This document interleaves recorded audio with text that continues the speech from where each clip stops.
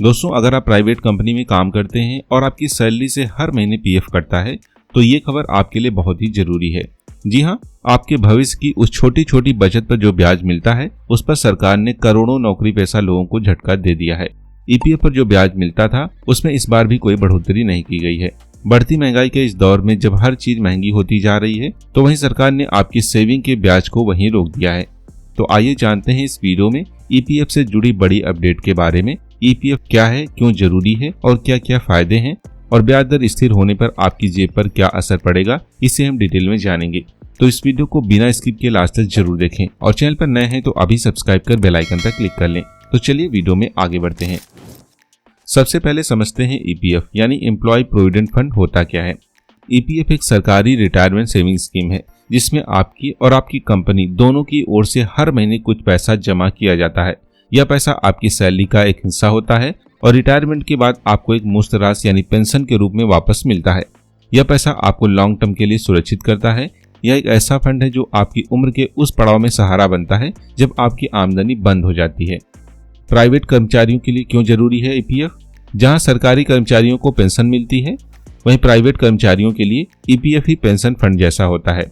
ये इसलिए भी जरूरी है क्योंकि यह पैसा आपके लिए सुरक्षित, टैक्स फ्री और लॉन्ग टर्म में एक बड़ा अमाउंट बना देता है। हर महीने छोटा छोटा योगदान सालों में जो है लाखों रुपए में बदल जाता है। अब बात करते हैं इस साल की सबसे बड़ी खबर पर। सरकार ने वित्त वर्ष जो है 2024-25 के लिए जो है ईपीएफ की ब्याज दर जो है 8.25% कर दिया है। ये वही ब्याज दर है जो पिछले वर्ष यानी 2023-24 में लागू थी, यानी कि ब्याज दरों में कोई बढ़ोतरी नहीं की गई है।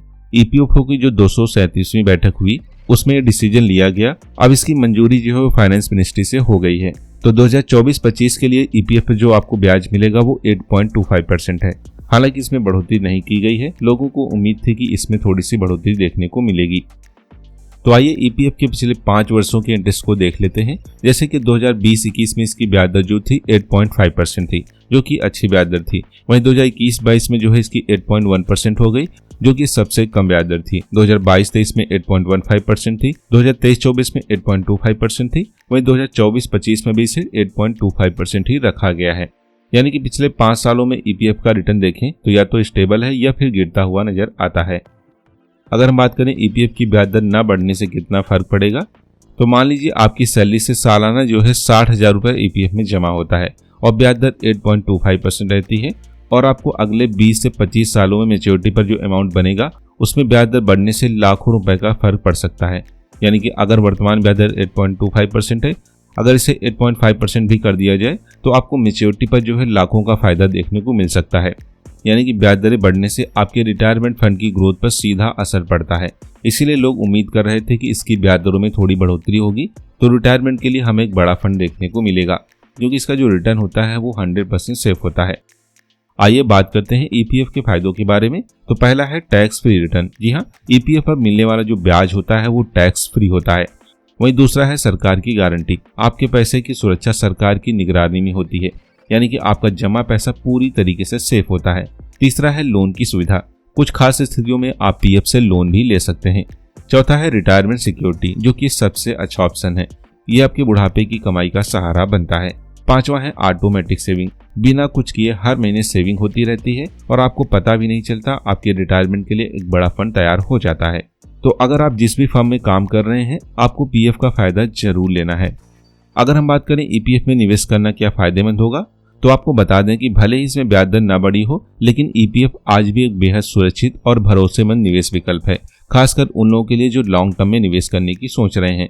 और हाँ, अगर आप ज्यादा रिटर्न चाहते हैं और आपके पास पूंजी है तो आप ईएलएसएस, एनपीएस या फिर एसआईपी भी कर सकते हैं। उसमें आपको इससे अधिक जो है रिटर्न देखने को मिलता है, लेकिन ईपीएफ को इग्नोर नहीं करना है।